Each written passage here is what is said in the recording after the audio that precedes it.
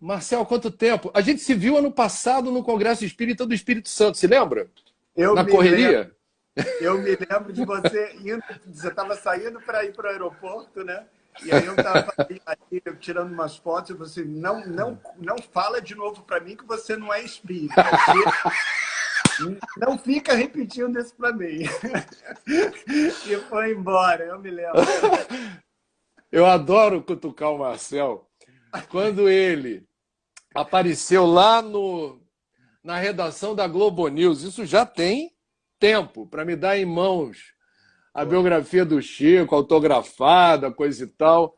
Eu olhei para o Marcel, você se lembra? Eu falei assim, Marcel, cara, você teve um conhecimento enorme dos bastidores, inclusive, da vida do Chico e viu coisas acontecendo que o sim. seu a razão, provavelmente, de alguém que não é espírita não explica. E aí? Virou espírita ele? Não. Não. Aí depois fez a biografia do Kardec, se aventurou, fez uma imersão. Agora, Eu, Marcel, agora tu é espírita. Aí, não, a- não, mas aí, André, a melhor foi o seguinte: há 15 dias, o Rossandro me definiu numa live, ele falou assim: você é espiriteu, espiriteu.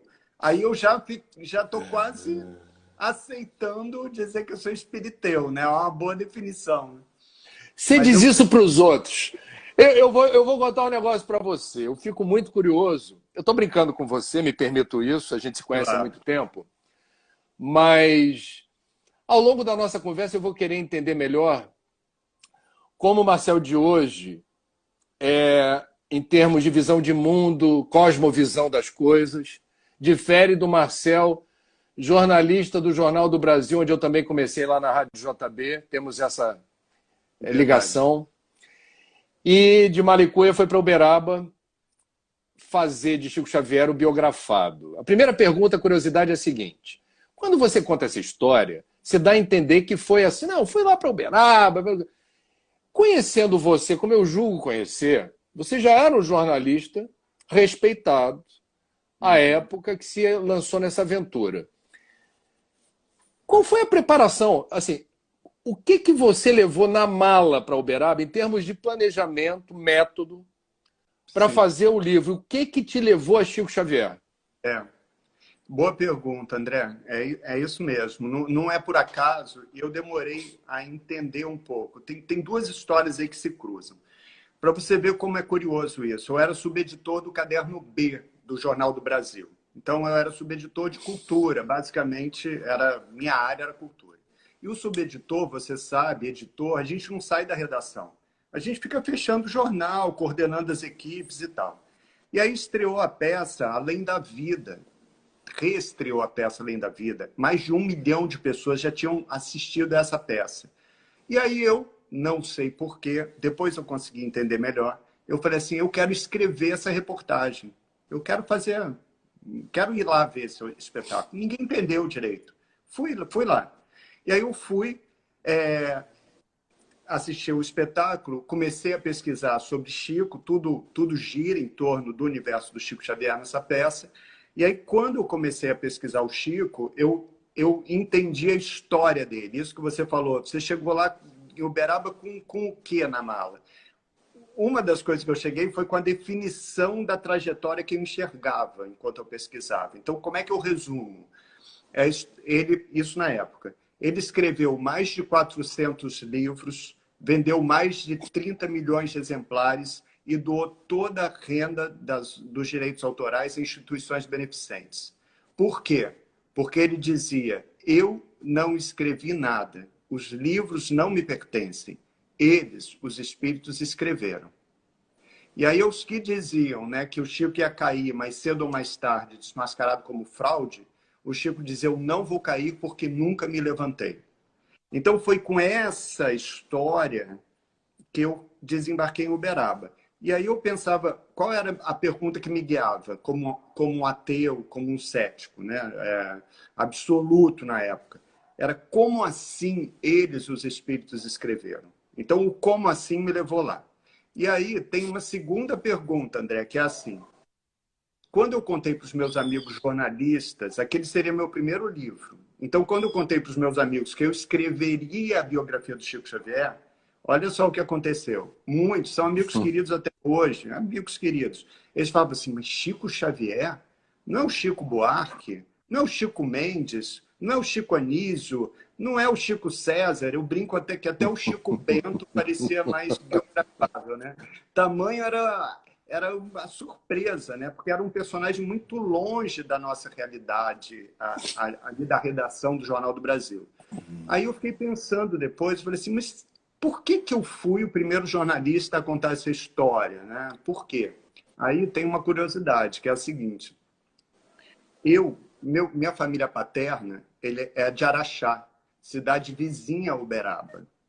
Então, eu passava férias, todas as férias, em Araxá. E o Chico era um personagem da minha infância.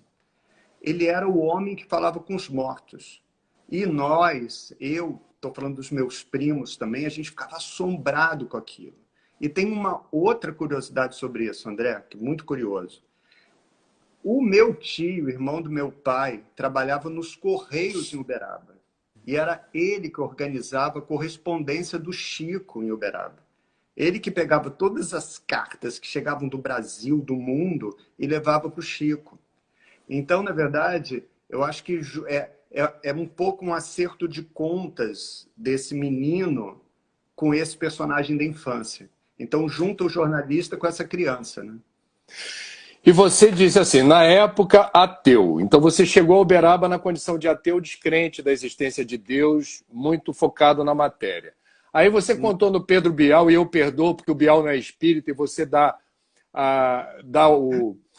os elementos inéditos da história para quem precisa ter convicção na história, que a tua mão ardeu quando você, no primeiro contato ali com o Chico, foi por um lado, que você não abriu totalmente a intenção da viagem, e, no momento certo, falaria do livro.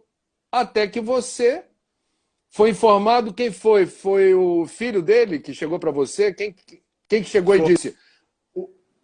O Vivaldo, né? O Vivaldo, ele era um filho adotivo, assim, ele era um assistente do Chico, na verdade. Ele morava nos fundos da casa do Chico, mas ele se considerava, chamava o Chico de pai. Era como se fosse um filho adotivo do Chico.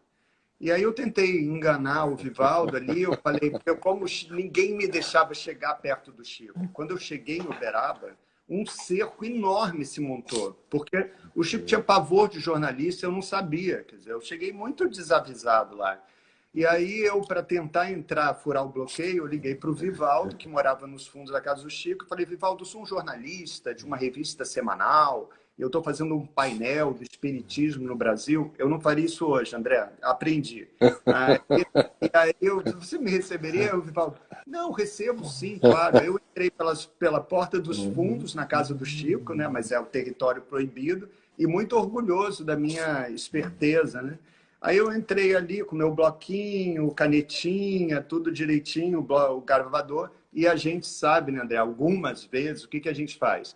A gente começa pelas perguntas mais fáceis, e aí quando você conquista a confiança do entrevistado, né, nas conversas mais delicadas, aí você parte para a pauta difícil. Aí eu estava lá com minhas perguntas fáceis. Quando eu ia entrar na pauta intimidade do Chico, hábitos do Chico, tocou uma campainha na casa, e aí o Vivaldo virou e falou, é meu pai, ele tem um interruptor do lado da cama, deve estar precisando de ajuda, porque ele estava muito doente, o Chico, angina, pneumonia e tal. Aí ele mal levantou e sumiu pela fresta da porta. A minha mão direita, ela realmente esquentou, ardeu, como você disse. É o melhor verbo. Ela ardeu, ela não esquentou. Ela ardeu, só a direita. Eu corri, girei a maçaneta, fui para o lado de fora da casa. Era noite fria em Uberaba, e eu fiquei sacudindo a mão. E aí o Vivaldo apareceu no alto da varanda, porque era assim alta, né? E ele com uma expressão contrariada, não estava feliz, nada. Aí ele virou e falou assim, parabéns, meu pai mandou dizer que seu livro vai ser um sucesso. E eu fiquei numa vergonha absurda. Assim, absurda. Eu peguei meu bloquinho, minha caneta, fui embora. E aí, André, eu era casado com uma jornalista muito cética, tão cética quanto eu na época. E era contra o livro. Falava, para quê? Não é o seu universo, você não acredita em nada, por que esse personagem, né? E aí eu liguei para ela, sentei, era um hotel muito simples, em Uberaba, 2 camas de solteiro, não tinha celular na época, então era telefone fixo. Aí eu peguei o telefone, liguei para ela e falei, olha, você não sabe o que aconteceu, uma coisa muito estranha. Eu acho que foi porque eu menti, mas quando eu vi, a minha mão estava pegando fogo. E ela falou, Marcel, pelo amor de Deus, você saiu daqui ontem completamente cético, né? E hoje a sua mão está pegando fogo. Para com isso, desiste, abandona esse projeto, né? Então, isso foi muito importante para talvez situar aquele jovem repórter. Sabe, ele estava entrando num campo desconhecido, num território desconhecido, e era preciso entrar nesse território com mais cuidado, com mais respeito também. Foi assim Então, que eu entendi. e a partir dessa queimação, dessa ardência da tua mão, e tudo aquilo que você viu, ouviu e testemunhou, eu queria entender em que medida essa experiência da convivência, ainda que breve, e da experiência dos registros sensoriais que você passou. E eu não digo apenas na elaboração do livro do Chico, mas o que aconteceu em outros momentos de outros projetos seus, associados a Kardec, associados a filme, etc. Marcel, hoje, deixa eu dar um salto no tempo. O que restou desse ceticismo e qual é a sua relação com o Espiritismo hoje? É. Olha, André, eu mudei bastante. Sim, mudei bastante. 25 anos se passaram desde lá. Por exemplo, nessa quarentena, eu acho que durante o confinamento, várias e várias e várias histórias do Chico foram voltando para mim, sabe? Mais e mais. Tanto que eu fiquei com vontade, pela primeira vez, de vir para as redes sociais, de ir para as redes sociais. Eu nunca entrei em rede social, né? E eu fiquei com a vontade de compartilhar histórias do Chico. E compartilhar escritos que eu guardava nos cadernos só. São cadernos de capa preta. E eu olhei para aqueles cadernos no início da quarentena e eu falei assim, eu vou guardar isso para quê?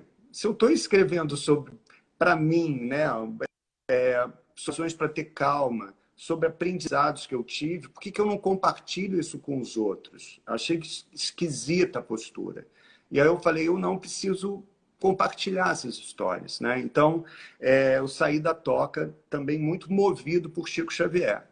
Então, eu acho assim, tem 2 lições muito importantes do Espiritismo que eu acho que vale para qualquer um, para o mais cético, para o mais ateu, para o que menos acredita em vida depois da morte.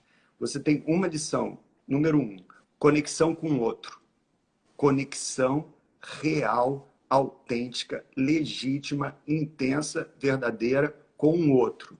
Que eu sei que você sabe exatamente o que eu estou falando, porque você é pura conexão. A outra lição é você, o Espiritismo, o contato com a vida de Chico, o contato com a trajetória do Kardec, por exemplo, aumentaram a minha responsabilidade em relação ao tempo que nós temos aqui nessa passagem. Então, isso não tem a ver com fenômeno, não tem a ver com fé, isso tem a ver com sabedoria. Então, assim, é óbvio, a gente não está aqui a passeio, o tempo é um recurso escasso e cabe a nós aproveitar ao máximo esse tempo também em favor do outro. Então, eu acho que essas são lições transformadoras da doutrina espírita, sabe? E da convivência que eu tive com essas 2 figuras, né, que são missionários, né, raras, figuras especiais, Chico e Kardec. Você falou que tem 2 Eu acho frases, que eu né? congelei 2 frases, que eu falava com os filhos, por exemplo, e que não pode ficar só em família, né? Não dá. Então, uma delas é uma frase dele muito forte, que eu demorei a entender, eu tive que amadurecer para entender. ele falou para mim: graças a Deus, aprendi a viver apenas com o necessário. Eu acho isso muito poderoso, porque a gente perde a medida do necessário. A gente é bombardeado por tantas demandas, né? Por tantos desejos e por tantas ambições, que a gente se perde, às vezes, correndo atrás de necessidades que não são necessárias, de falsas prioridades. E aí você pisca o olho e você perdeu tempo, você perdeu sono, você perdeu energia, você perdeu oportunidades de estar fazendo aquilo em que você acredita de verdade. Então, isso só com o tempo, André. Eu não aprendi de... Essa frase ele me disse e ela não ecoou.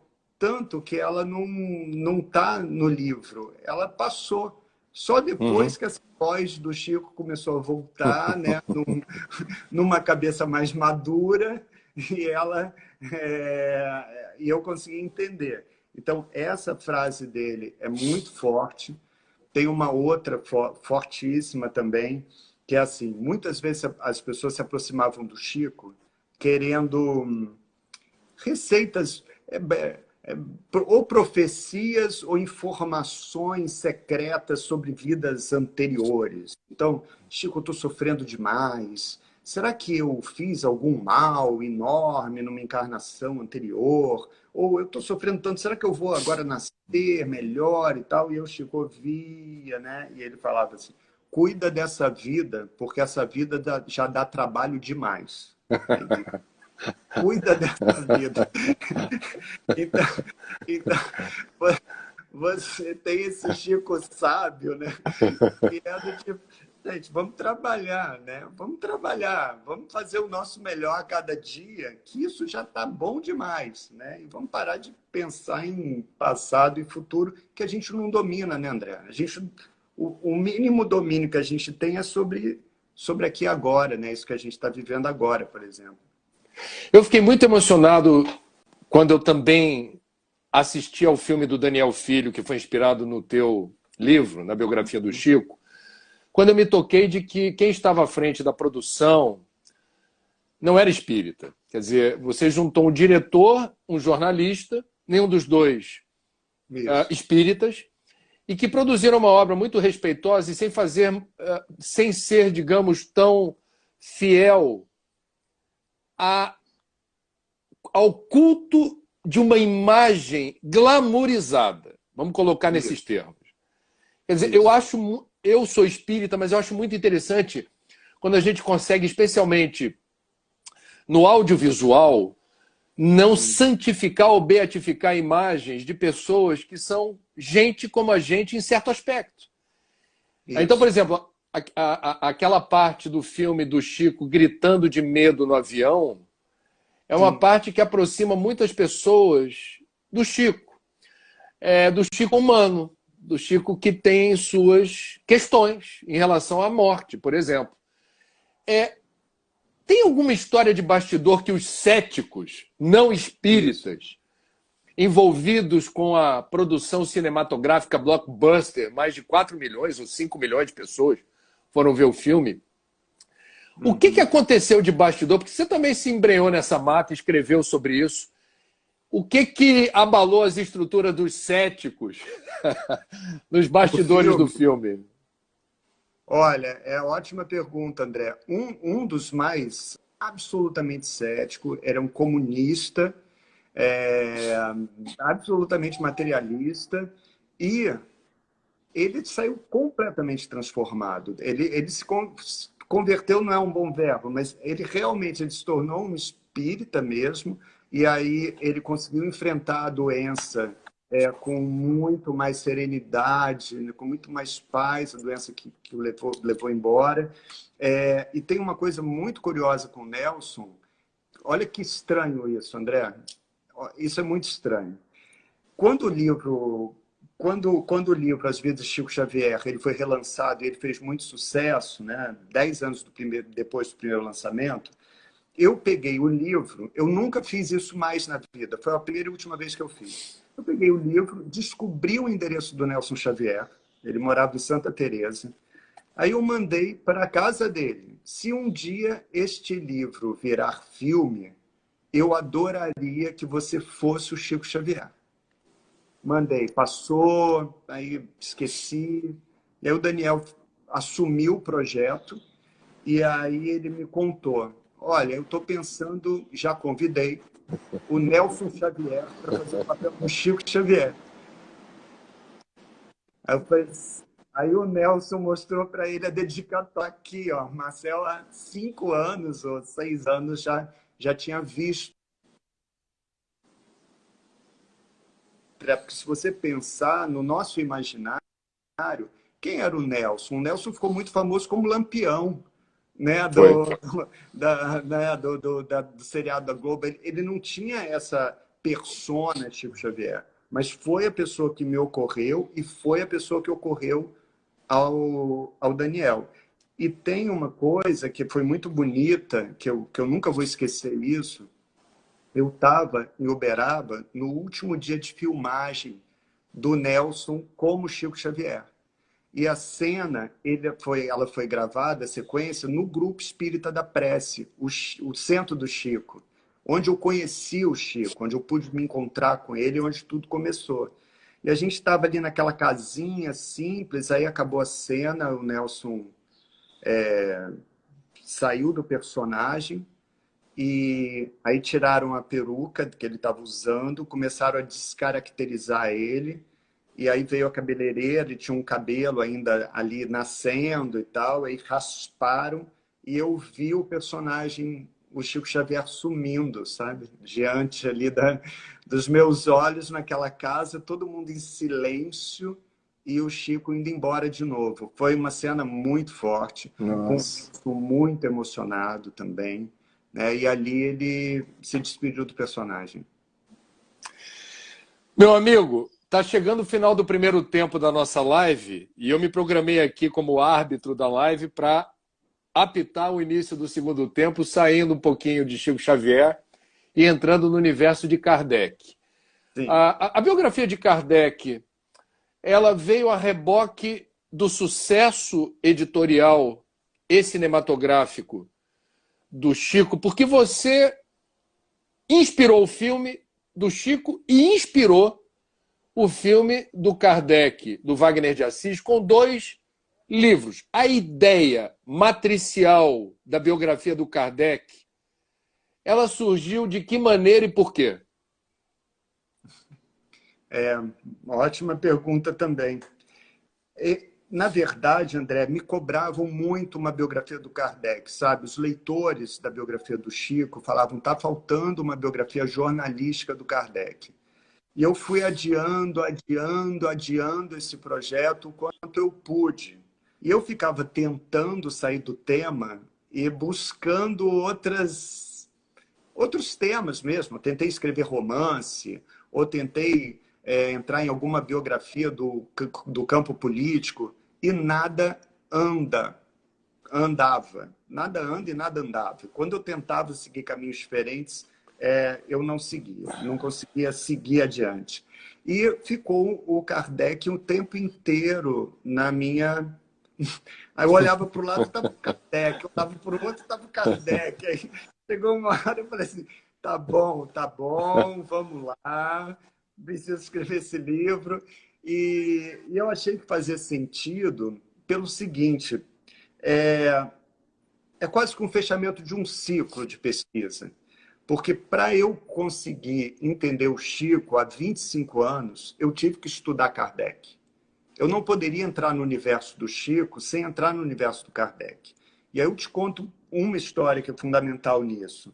O Chico, ele viveu assombrado na infância por vozes e visões, o tempo inteiro.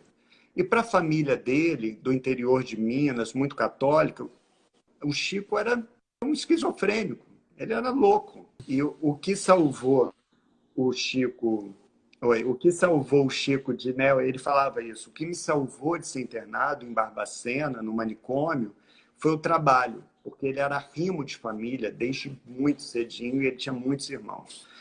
E quando ele abre o Livro dos Espíritos pela primeira vez, é que ele descobre quem ele é. Então, assim, o Kardec salvou e o Chico encontrou um caminho ali. Aí eu digo, e não é exagero, eu sei que você vai entender exatamente, e muitos vão entender. Eu digo que o Chico nasceu com um manual de instrução, que é como se o manual ele abrisse o livro dos espíritos e, ok, abre o livro dos médiuns, ok. Então, o manual de instrução era Kardec. Tanto que ele falava, na dúvida, leiam Kardec. Vocês estão duvidando de mim, vocês não sabem que decisões tomar, então vocês leiam Kardec. Então, eu há 25 anos entrei em contato com a obra do Kardec, e aí foi assim, inevitável que eu fechasse esse ciclo com essa biografia do Kardec. Eu tentei escapar, mas não consegui, na verdade. Agora, a pergunta que eu faço vale para a biografia do Chico ou do Kardec. Você sabe, sempre soube que você estava mexendo com pessoas icônicas, referenciais para o espiritismo no país mais espírita do mundo.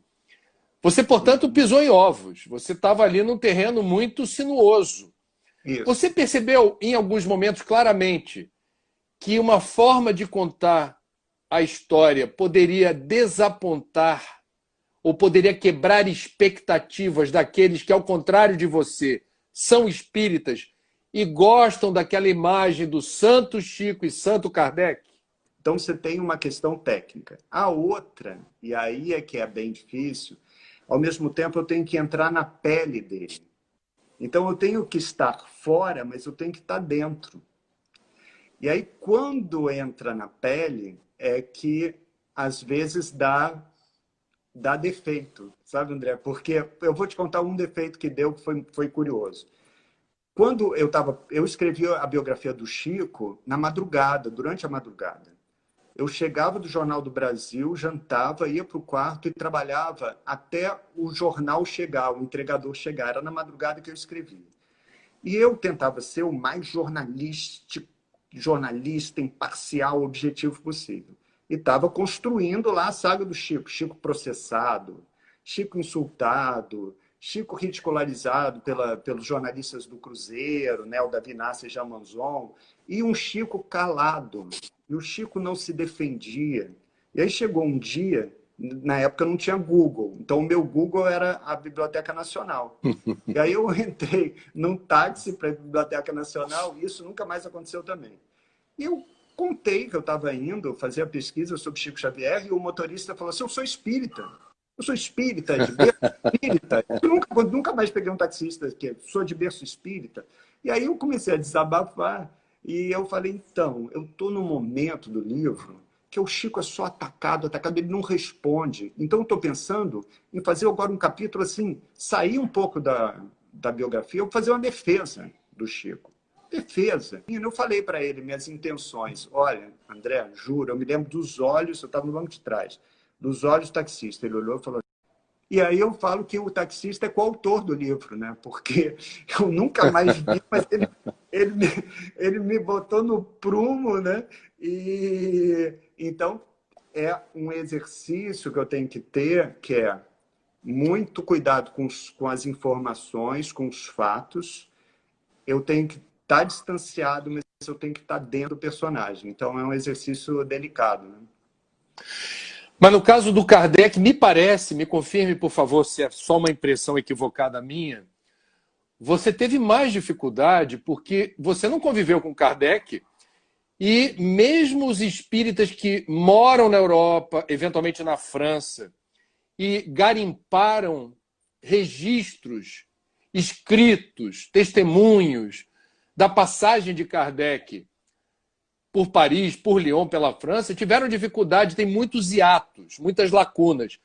E o que eu acho bonito, e isso no filme do Wagner de Assis, inspirado no teu livro, foi particularmente emocionante, vai ter que ter uma licença poética para fazer a costura de um ou outro dado histórico. E aí o Wagner, a meu ver, foi muito feliz quando mostrou, por exemplo, Kardec dançando com a Amélie na sala. Isso. Quando mostrou o Kardec brincando com a garotada que recebia aula particular. Fazendo brincadeirinha. Os espíritas, eu diria mais puristas, alguns podem ter falado, nossa, mas aí não, Kardec não ia fazer isso desse jeito. E eu, no cinema, me emocionei, falando, que legal, porque o Wagner é espírita, você não. E ele se permitiu não ficar na moldura da sua santidade Kardec. Espírita, né? Então a voz do Kardec está lá. E ali, André, tem uma coisa que é uma história que me marcou muito, que eu vou contar agora, senão eu esqueço, que é um discurso dele que é assim, ele era muito atacado pela imprensa, muito atacado pela ciência, muito atacado pela igreja. E aí chega uma hora, estavam saindo cartoons, ironizando as mesas girantes e tudo, e ele vira e fala assim: vocês estão rindo do quê? Será que não veem que o materialismo mata? E aí ele fala: nenhum dos meus diplomas, nenhum dos meus títulos, todos eles somados, não valem nem metade do que vale uma carta que eu recebo de uma pessoa que diz: eu ia me matar, li seu livro, ou descobri a doutrina e desisti. Então, ali, ele é um discurso para espíritas, na sociedade espírita, e ele manda essa mensagem. Ele falou para os discípulos mesmo, né? Os companheiros de doutrina dele, que ele estava divulgando e fiscalizando ao mesmo tempo. Porque olha o que trabalho difícil, André. Ele era o principal divulgador, além do codificador, mas o principal fiscal da doutrina, ao mesmo tempo, complexo, né? Então, o que ele fala? Ele fala para as pessoas: qualquer cético pode desconfiar ou até ridicularizar os fenômenos, mas ninguém pode desconfiar da solidariedade, da caridade. Boa, Então, boa. ele começa, né, a pregar o trabalho em favor do outro. E Sim. começa a dizer que fenômenos como mesas girantes, por exemplo, eles eram o pré-primário do espiritismo que ele falava. Né? Então, é isso fora da caridade, não. Eu acho que, em parte, isso tem a ver também com fora da caridade não há salvação nem para uma doutrina. Entendi. Marcel, você participou do programa do Bial com a historiadora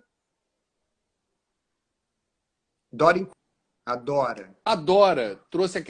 A Dora trouxe a informação muito importante da suposição de que a dor da perda dos entes queridos teria levado o Hippolyte a ter, digamos, uma genuína curiosidade, uma questão mesmo pessoal e emocional dele, de ter perdido o pai quando ainda criança, dois irmãos e uma suposta filha. Não se sabe se adotivo ou não. E eu me aproximei do espiritismo por uma situação também envolvendo muita dor em família. Eu não poderia deixar de te perguntar, porque eu fui muito privilegiado de ter conhecido o Ronan.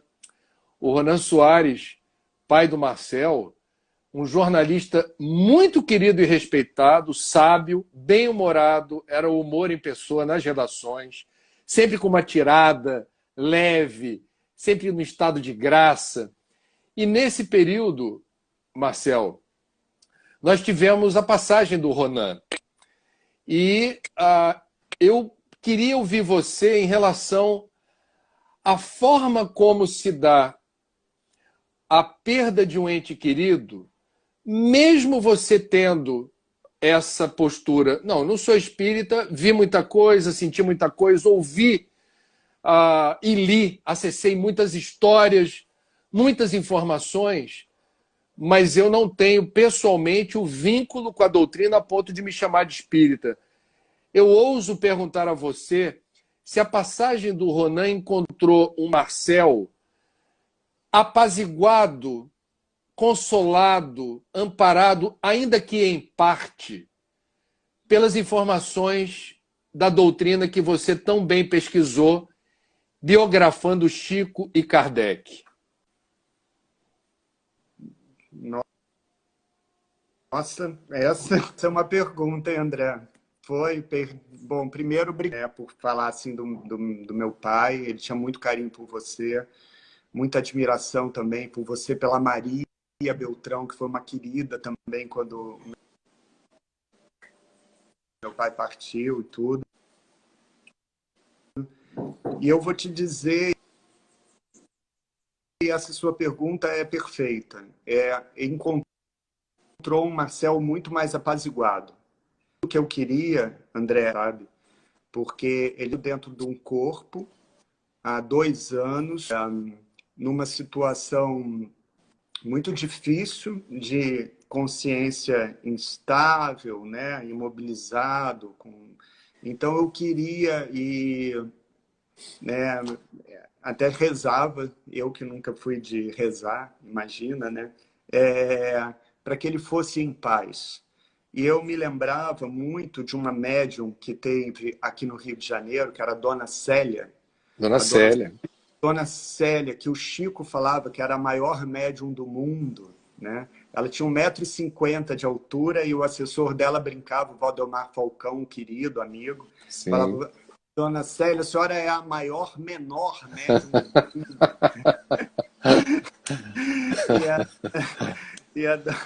E a Dona Célia, ela no galpão, onde ela atendia as pessoas, sim, e passava as comunicações orais, né? Ela falava assim, e eu me lembrei muito dela.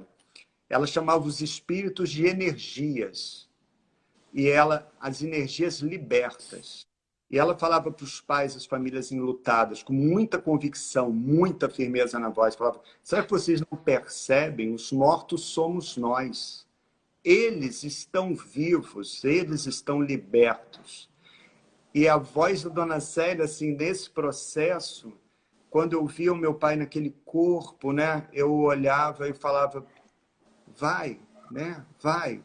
É sofrido para a gente que fica, muito sofrido, mas é o melhor que você vá. Então, é claro que isso é um Marcel transformado, né, André? Não tem como eu chegar há 25 anos, eu falei: mas vai para onde? Né? Vai para onde? Então, é assim, eu digo, né, em palestras eu falo, e muitos espíritas falam, e é nós também, que eu falo que a minha fé não é consolidada, né? Ela vive cheia de altos e baixos, né? Às vezes eu acredito mais, às vezes eu duvido mais, mas o que eu falo para os meus amigos céticos absolutos, muito materialistas, eu falo assim: existe autossugestão, existe mistificação, existe muita coisa, mas, no mínimo, respeitar o mistério. É o que eu falo. Você precisa respeitar o mistério, estudar o mistério, se abrir para o mistério. Né? Eu não sei se você conhece. Você conhece a história da tia Lourinha, André? Você se lembra? Não, Não? não. Ah, então eu vou te dizer, vou te contar. Olha só isso. Atenção, por que nasce o meu segundo livro? Vê isso. Antes do Kardec, eu escrevi um livro chamado Por Trás do Véu de Ísis. Sim, sim, sim. Você mostrou. Sim, está aqui. Isso. O Por Trás do Véu de Ísis, que é uma investigação. Eu acompanho uma mãe, uma querida, que eu vou encontrar amanhã até numa live, que é a Juraci Quirino. Ela perdeu os 2 filhos e busca provas de que eles estão vivos em outra dimensão. Esse livro aí. Por que eu escrevi esse livro? Olha só isso. Aquele jovem repórter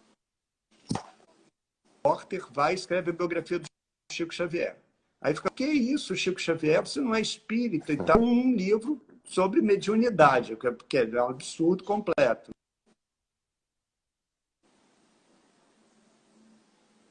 Por que esse cético escreve isso? Aí eu vou te contar. Eu fui entrevistado em Brasília por um professor universitário, que na época nem quis que eu dissesse o nome dele. No livro não consta o nome dele. E aí ele conversou sobre Chico, passou 2 semanas, eu estava aqui em casa, nessa mesma casa, sábado de manhã, que nem hoje, toca o telefone e ele faz a seguinte pergunta: Marcel, você conhece tia Lourinha? Eu falei: tia Lourinha? Não posso falar por quê. Aí ele todo sem graça: não, eu gostaria que você checasse, depois se você puder me ligar e tal. Tá bom. Aí eu liguei, pai, você conhece tia Lourinha? Aí meu pai, não, nunca ouvi falar. Aí eu, mãe, você conhece tia Lourinha? Aí a minha mãe, nossa, demais, era a melhor amiga da sua avó, grande amiga da tia Maria, Olha. morava na Tijuca, morreu de câncer. Por quê? Aí eu falei, não sei. Você ligou para o professor e o professor super sem graça. Isso. Aí eu falei, olha, professor, existiu uma tia Lourinha, assim, na minha família. Ele, graças a Deus, estava com muita vergonha. Minha mulher que insistiu para eu ligar, é porque eu sou médium. E eu psicografei uma mensagem da tia Lourinha. Olha. Uau! E aí eu falei, como? Aí eu pedi para ele, existia um aparelho chamado fax, né, André? Que é de saudoso fax, né? Aí eu pedi para ele, você pode passar um fax para mim? Depois eu soube que ele teve que andar por Brasília inteira no sábado para achar um aparelho. E aí ele me mandou por fax a mensagem da tia Lourinha, que é essa mensagem aqui. Marcel, meu filho, eis que do outro lado do rio da vida volto contente por tudo que nos deu a divindade. Sua tia e seu avô pedem que você persevere na grande luta de divulgar a obra do apóstolo do Espiritismo, Chico Xavier. Confie em Deus e siga adiante, porque foste chamado ao trabalho e agora não podes abandoná-lo. Um beijo da tia Lourinha. Uau! Aí, André, como os olhos de um repórter cético leem essa mensagem? Leem assim. A minha mãe, a única pessoa que ela citou foi a tia Maria. Ela cita o seu avô. A minha avó estava viva, velhinha, e o meu avô tinha morrido há uns 3 anos. Aí eu olhei e falei assim, mas, gente, não é possível isso.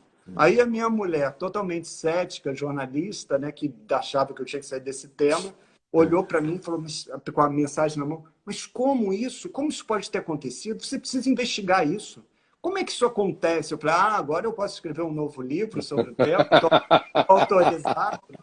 Aí, com a autorização da família, eu começo a investigar. Né? É claro que essas histórias mexem. Né? Sobrou história aí para o cético com momentos de fé e sensibilidade, curioso em relação ao universo espírita. Alguma história dessa seara que ainda brilha no teu horizonte? Você imagina realizar algum outro trabalho do gênero, assim, de investigação jornalística que resulte num livro, alguma coisa assim? Boa pergunta também. Olha, André, eu fico sempre falando, não, acabou, né? Eu já escrevi a biografia do Chico, escrevi a do Kardec, escrevi uma investigação sobre mediunidade e tal, chega.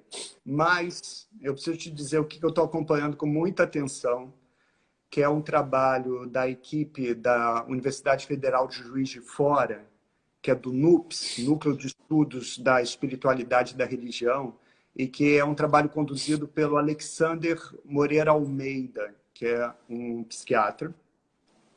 E o núcleo dele é incrível. Você tem físico, tem antropólogo, tem estatístico, tem historiador.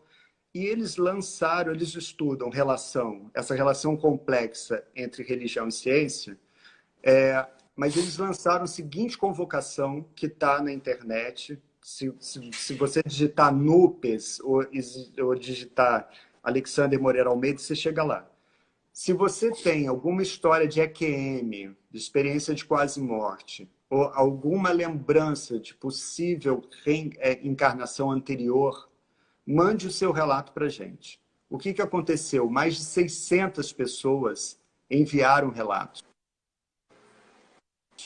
Então, esse grupo vai começar a ir até essas pessoas para, como Ian Stevenson fazia, por exemplo, na Universidade de Virgínia, comprovar que sim, uma consciência se desprendeu desse corpo físico e foi para uma outra dimensão. Quer dizer, a consciência é livre, né? Então eles vão para esse universo. E sim, há evidências de que sim, essa pessoa teve essa identidade numa vida anterior. Então, eu estou muito acompanhando esse trabalho. E talvez, né, não sei, talvez isso gere um livro. Eu estou muito nesse campo, que aí eu entraria no campo científico mesmo. Né? Que legal, que história boa. Sabe como é que eu te vejo, Marcel? Eu vejo você como uma pessoa que traz uma sensibilidade muito importante para que os espíritas brasileiros, principalmente, se vejam no espelho a partir do olhar de quem não é espírita. E isso faz toda a diferença na capacidade da gente não perder lucidez.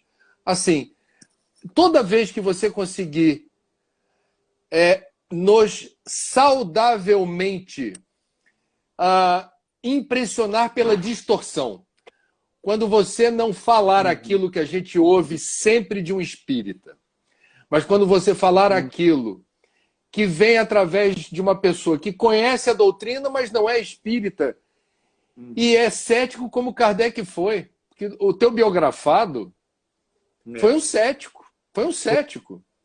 Foi. E isso é algo que atribui uma credibilidade enorme. Então, e é uma missão curiosa tua. Do meu ponto de vista, antes de encarnar, você já tinha plena ciência de tudo isso aí que você está estudando. Agora, na hora de encarnar, quis o destino que viesse, dizendo assim, não, mas peraí, eu sou da falange de São Tomé, velho. Se não provar direitinho o que é e o que não é, não me convide, porque eu não vou perder meu tempo.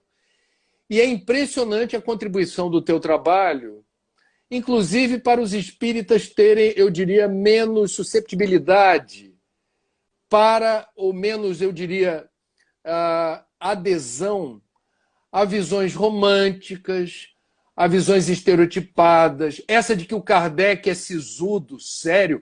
Eu hoje te homenageei aqui na tua biografia com uma camisa que eu ganhei, que o Kardec está com risinho, ó. A Ah, que camiseta que eu ganhei. adorei! Kardec Gym, que não por acaso é uma garotada, uma juventude lá de São Paulo, que Adorei. resolveu bancar essa ideia. Peraí, não é porque a foto sisuda do Kardec, a única que temos é essa, que a gente vai chancelar a sisudez como Jesus, da mesma forma. Gostava das festas, das bodas, e certamente tinha momentos de muita descontração, de riso, de confraternização, que a gente perdeu, ficou desidratado, cara, para contar isso. Eu estou dizendo tudo isso para te encorajar a ser sempre muito autêntico e fiel ao teu olhar. A gente cutuca você brincando, não é espírita ainda? Mas não acredito que você não é espírita. É ótimo você não ser espírita, sendo a pessoa de bom coração, inteligente, excelente jornalista e biógrafo que você é. Que Porque é bom, uma André. contribuição inestimável, cara. Faz toda a Muito, diferença. muito obrigado, muito obrigado. Mas sabe que eu lembrei agora de uma história do Chico, que é o Chico, eu vi isso acontecer lá no Grupo Espírita da Prece, que era uma senhora muito falante, muito animada, e ela falava alto, e o marido tímido, todo recolhido, e ela falando assim, Chico, esse homem é tudo de bom, esse homem é uma maravilha. É bom filho, é bom pai, é bom neto, é bom patrão, ele é bom tudo. Mas ele tem um defeito grave, ele não é espírita. Aí o Chico olhou e falou, mas se ele é tudo isso, não mexe não, deixa quieto, né? Não precisa ser espírita, né? André, eu sou muito bem recebido nas casas espíritas, eu faço palestras, fazia mais, porque eu sou meio bicho do mato, vivo intocado, né?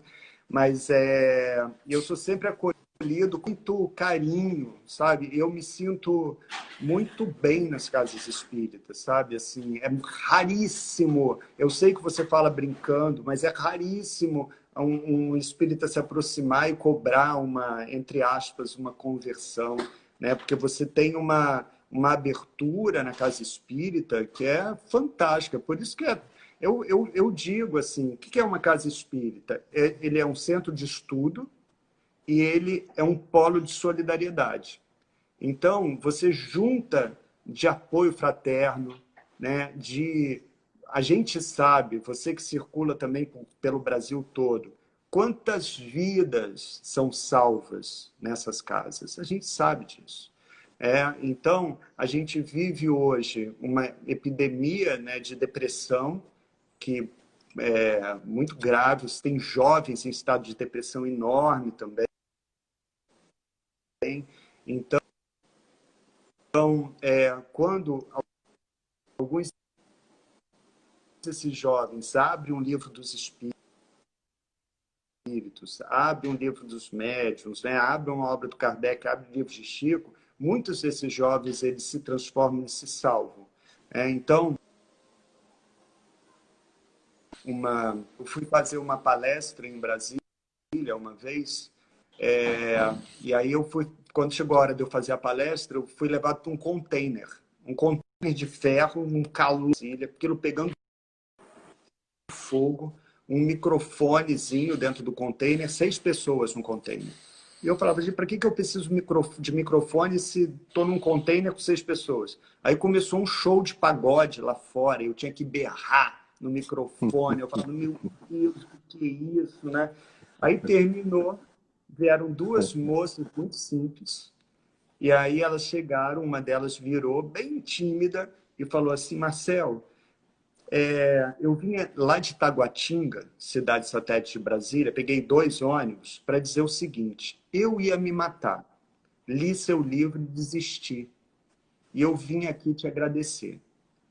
André, isso é um negócio tão forte que eu me lembro que eu não sabia o que falar, fiquei assim, abaladíssimo, e depois, o que eu entendi?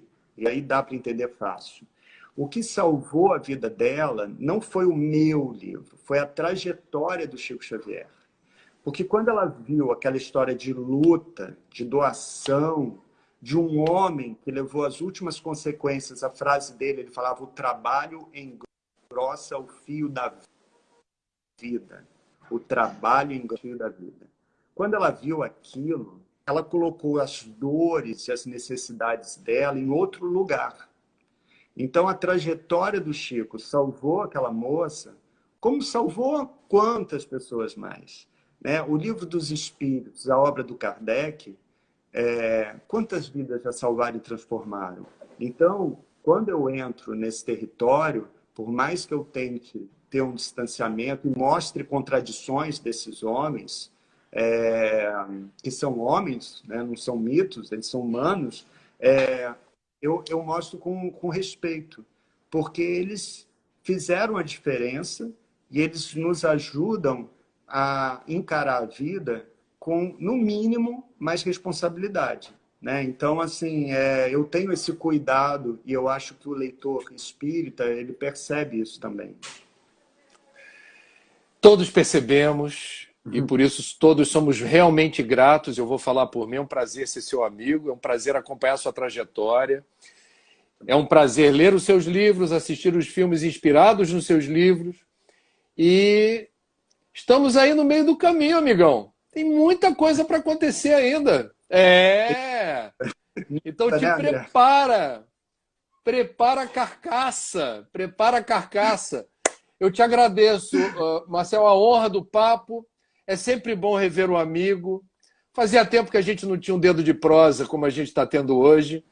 Eu desejo a você simplesmente o melhor para você, para sua família, tudo de bom. Gratidão pelo tempo que você dispensou para essa nossa live hoje aqui, querido. Fica com Deus, se cuida, pelo amor de Deus, que a pandemia está por aí. Kardec não foi um negacionista científico, mas tem gente por aí distraída, sem prestar atenção na boa ciência. Fica com Deus, tudo de bom.